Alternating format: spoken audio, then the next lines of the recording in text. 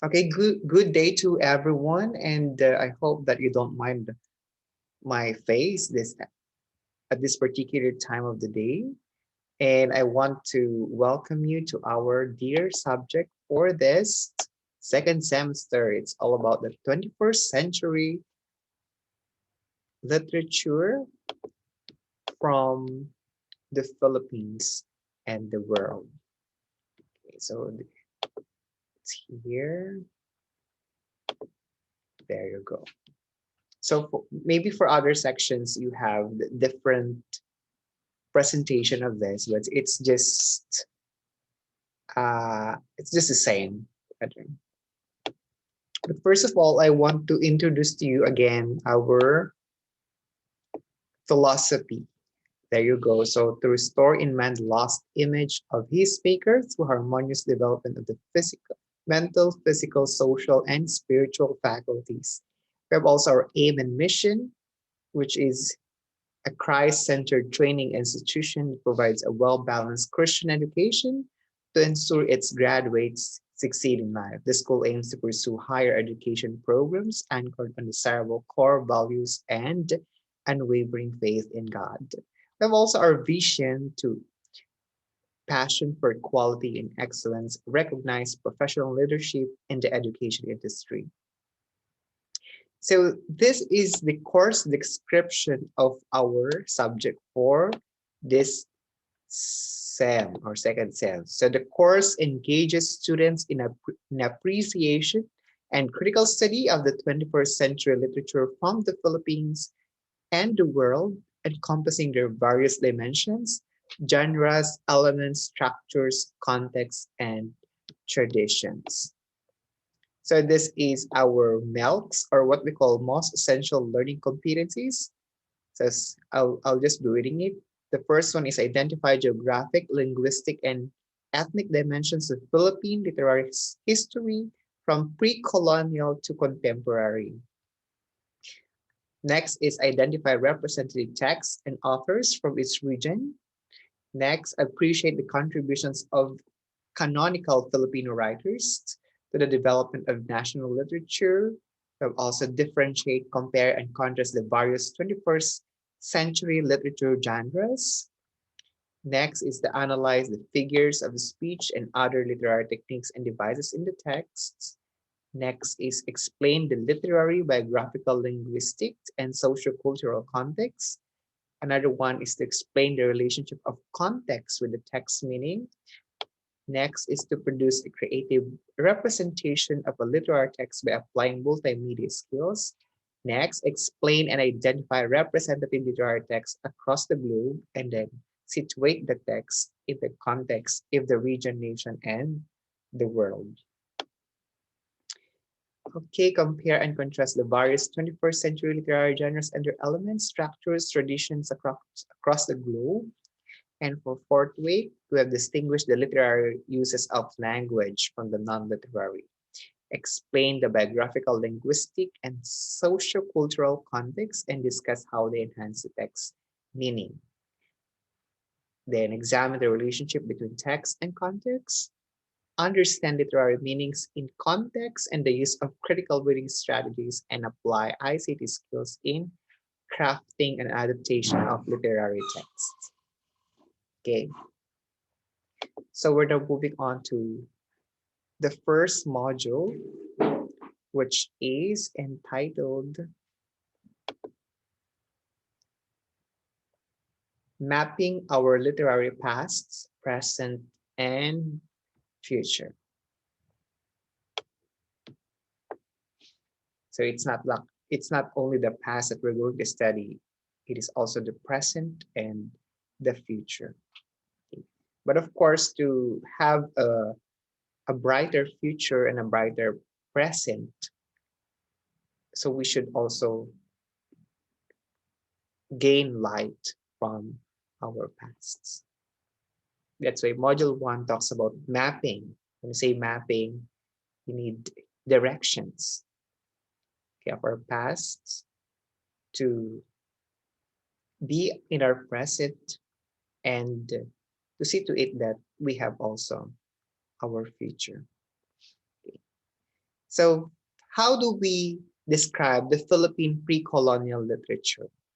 So, in the first bullet, you can see there that Filipinos weave together countless myths and legends to explain certain phenomena in life. Okay, so since science then is not yet born to explain to us what is happening, so our forefathers before believed and in explaining phenomena through the myths and legends that they have, and of course the phenomena or what is going on around them. Next, they had stories on how the world was created. We know that even the Bible says there is also uh, we have God who created us, as well as those who have lived a long time ago. They have also stories about the creation. However, because paper was not invented yet, many of these tales were not preserved and have vanished from local knowledge. Okay, so since paper and pen were not yet invented before, so these tales were vanished. And of course, through oral passing, so they were able to preserve some of what we are studying as of the moment. So how about the pre-colonial literature? Okay, when you say pre-colonial literature, these are our forms of literature before we are being colonized by other countries or other race. So of the Philippines was marked by our ancestors' daily observation about life, explanations for natural phenomena, and beginnings of rituals. Okay, because long time ago they have really a simple lifestyle. Okay, so what they are doing is just to observe their the things around them, and they search for explanations on how those things are really like moving, how are they reacting to the environment, and how this phenomena were being used by them. Like for example, when there is typhoon, so what was this their explanation? Maybe something mythical is happening, something like that. So this also functioned as an explanation for society and culture as they know it to be. Okay, so the literature before they used that to for us to understand what was their stand or their status before. So as I have said a while back, it's just a simple living. So of course we cannot observe or see technologies long time ago because they are not really used to it. So we're now moving to the forms of literature. The first one is Proverbs. So Proverbs are practical observations and philosophy of everyday life that are written usually in a rhyming scheme. When you say rhyming scheme, it is at the end part of each verse. Next is it is obviously meant to entertain while teaching basic skills in surviving local life. So it's a form of entertainment, maybe because of the rhyme scheme. But of course, let us be reminded that it should teach us basic skills in surviving local life. To understand that, let's see the example. And in Filipino, it's salawikain. It is one. Kung ano ang puno, siya ang bunga. So whatever the tree, so is the fruit. Okay, it is somewhat entertaining, but if we dig upon the meaning of this, okay, it has sense, right? Like for example, a mango tree. So would you expect mango tree to bear pineapple fruit? No, right? Okay. Next one is kung walang tiyaga, walang nilaga. In English, if you don't persevere, you can expect that's no reward. Okay, kung wala kang tiyaga, so wala kang nilaga. So you could see the essence of it. Okay, they are basic skills in order to for you to survive. Okay, the next one is riddles. So they are like proverbs, but they demand answer and are used to test the wits of those who are listening to them. When I say wits, it's how wide they're thinking, especially long time ago. They don't have any other gadget to teach them. Okay. And in Filipino, it's bugtong. So these are used in a battle of wits. Sometimes you need also to understand the context and the content of the riddle in order for you to get the exact answer. Okay, like for example, heto na si Kaka, bubuka-buka. Okay, that sounds like entertaining. Okay, but you could also test the wits by imagining. Okay, so in English, here comes Kaka walking with an open leg. So what do you think is the answer? Probably you're thinking of, okay, you guess it right. It's scissors, okay, or pair of scissors. The second one is, sa araw ay bongbong, sa gabi ay dahon. That's dahon. So roll in the morning, lift in the afternoon. So if you could see the context of it, okay, when it's daytime, it's bongbong. It means it's rolled. Okay, and in the evening, it's a lift. Okay. So of course, if you did not experience a life like this, like living in a barrio, you could not really get it. Okay, but if you are a provinciano, you know it. Okay, so the correct answer there is Tagalog, banig or mat. Okay, next is folk songs. So these are beautiful songs that are informal expressions of our ancestors' experiences in life. Wow, beautiful songs. This range from courtship, which they sing in harana or serenade for a girl, like the O Ilaw, then lullabies, the song Ili Ili, like for the harvest, Magtanim ay di biro, funerals, and others. So in Ilocano, we have this what we call the dungaw. Okay, that is part of the folk songs. Next is tales. So these are stories of origin for certain places, their names and their creation.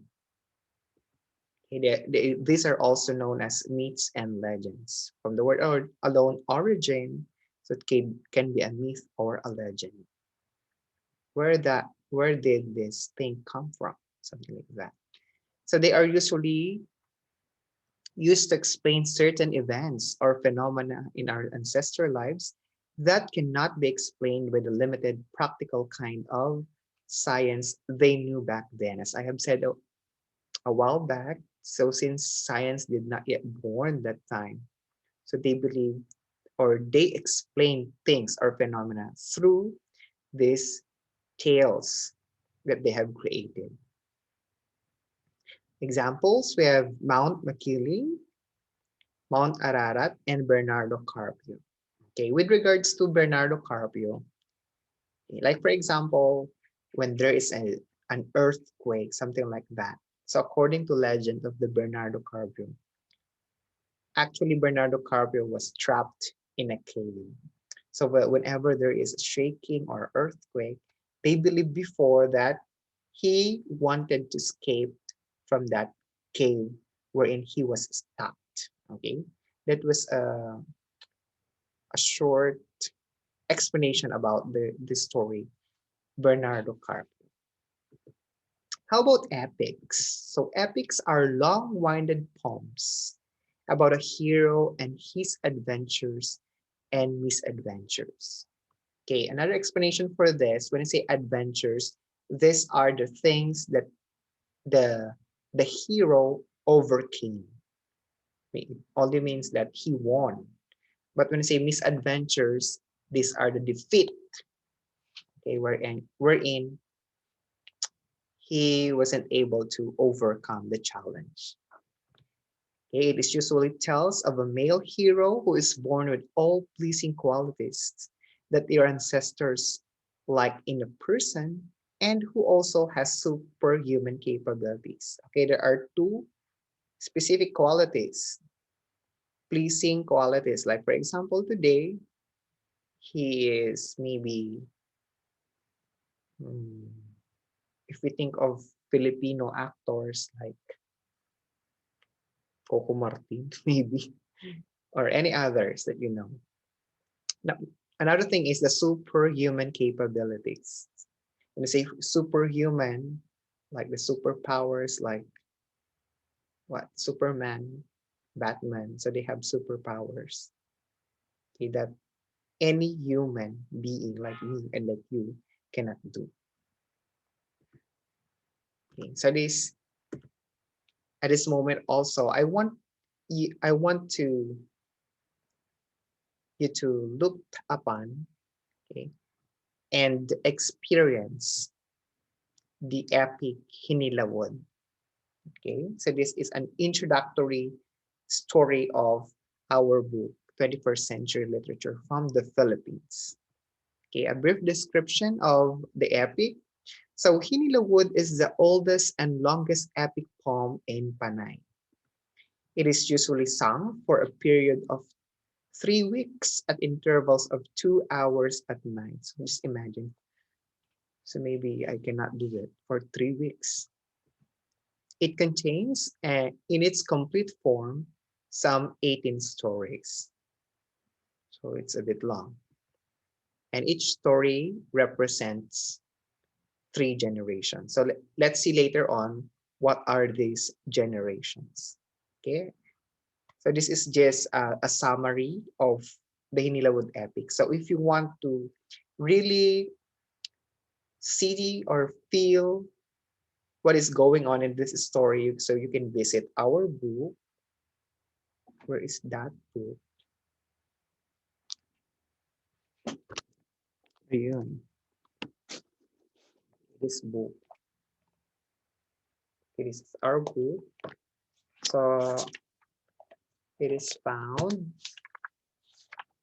on page 4.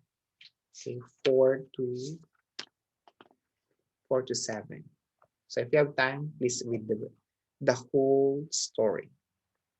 So let's proceed with the beginning. So in the eastern part of what is known as the Philippines, there lived a beautiful goddess named Alonsina or Laoncina, the goddess of the eastern sea. So Alonsina fell in love with an ordinary mortal named Paubari, and she married him, though she knew that marriage between heavenly persons and ordinary mortals was frowned upon. Means they are not really like meant to be. It's between heaven and earth. No way. Something like that. So they do not approve when immortal will be married or have a relationship with mortal beings. That's what the story is telling us. And the conflict or the problem. So when the marriage was discovered, Maklium Satuan, god of the plains and valleys, became angry. So he vowed to make the life of the couple miserable. So since they really don't approve with, with a relationship between a mortal and the immortal, so this Maklium Satuan vowed to make their life miserable. Okay, it is actually in the story, it is by a flood, since they are in the plain. So he sent down raging storms and floods to the kingdom. Then what happened next? So Suklang Malayon, the guardian of happy homes, had warned the couple beforehand. Since they have also this, the one who really persisted and who helped them to escape that wrath by the name Suklang Malayon. So the two fled to the top of Madyaas mountains until the gods had spent their wrath. Okay, so Suklang Malayon suggested to the both of them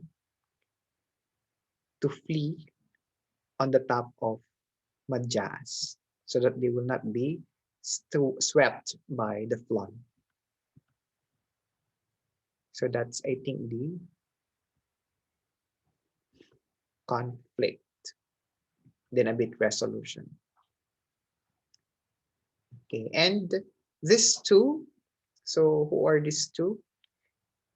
So Alonsina and Datu Paubari, they were blessed with triplets. Okay, the first one is Labaodonggon.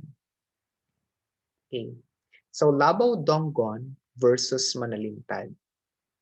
Okay, just to give you a brief background of this, there are verses here because in order for you, long time ago, before you win the girl or the lady's hand, you need to have a battle. So the first opponent of Labao Donggon was by the name Manalintan.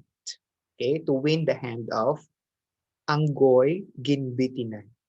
Okay, so as you can see there, Labao Donggon versus Manalintan, so the prize will be the hand of Anggoy Ginbitinan. The next one, Labao Donggon versus Sikay Padalogdog. And that is to win the hand of Abyang Durunoon. Then the third one was Labao Donggon versus Saragnayan. Okay. Then to win the hand of Malitong Yawa Sinagmaling Diwata. So because they were married, Labao Donggon and Manalinta and Hangoy Ginbitinan, so they have this offspring or anak by the name Aso Manga. And then for the other one is Labao Donggon and Abyang Durunong. They have same name for their son Abyang Durunong. Okay, so that was the adventures of Labao Donggon, one of the triplets. Next one was Humadapnon. So Humadapnon also traveled to search for his woman. So Datu Umbao, Pinaumbao. Okay, actually Datu Umbao, Pinaumbang. So he has a decree that whoever will remove this huge boulder that rolled from a mountain, okay, he would win the hand of the princess or the daughter of Datu Umbao Pinaumbao. Okay, so he used his magic cape in order for that huge boulder to be removed from that mountain. And of course, as a prize, so he was given the daughter of Datu Umbao Pinaumbao. And actually, the name was not told in that particular reading. The next one was Humadapnon versus Buyong Makabagking. Okay, and whoever will win the duel or the fight, so he will be married to Burigadang Pada Sinaklang Bulawan. What a beautiful name. Okay, and then we come to the third from the triplets by the name Dumalapdap. So Dumalapdap also searched for his woman. And the first duel was with Balanakon. So Balanakon was a two-headed monster. The second one was Uyutang. Uyutang is a bat-like monster. So actually, they went through a rigorous 7-month battle. So just imagine 7 months. So this is really an awesome experience. Then, of course, since Dumalapdap has that um, strength, a superhuman strength. So Uyutang, as a result, Uyutang cried. Then the ridge was sliced into. Okay, by the use of a dagger, Dumalapdap used that dagger to dig to the. I don't particularly remember the part of the Uyutang. Okay, but like maybe it's on the wing. Okay, so when he cried, so the ridge was sliced into two. That's why we have now the island of Buglas, or what we call Negros, and the island of Panay. Okay. So Dumalapdap married Lubay Lubya Kanginon si Mahoyok-Huyokan and then took her home. Then Datu Paubari was very happy for their reunion with his three sons. Then, as a result, they went to their respective places. So Labaodonggon went north, Datu Paubari went east, Dumalapdap went west, and Pumadapnon went south. Okay, so that's the end of the story. Okay, actually, according to our book, although few, the surviving stories of your ancestors proved that the Philippines was a lively nation with a rich indigenous heritage. So these tales, such as the Hinila would tell more than just stories of brave men and magical creatures. They also illustrate the history of the country and the formation of its value system. Using the story that the values of bravery, brotherhood, friendship, and communal respect among the characters. You also see the way society worked back then, which is important when you think about the society you live in right now. So, how do these values shape you as a Filipino today? How much has changed from the way Filipinos lived before and the way you live now? The surviving records of your pre-colonial literature can tell you not only about life in the past, but also in the present. And it's good that here in the Philippines, we still have this a brotherhood, camaraderie, something like that. Okay, like for example, during the typhoon Ulysses, so we could see many charities and people who have a good heart and donated something for the victims. Okay, I hope that we have learned many things for this first ever virtual learning for this day. And I hope that everything is clear. And next, we will be covering the story Mariang Makiling. Okay? And I hope to see you all during that particular moment. So God bless and more power to everyone.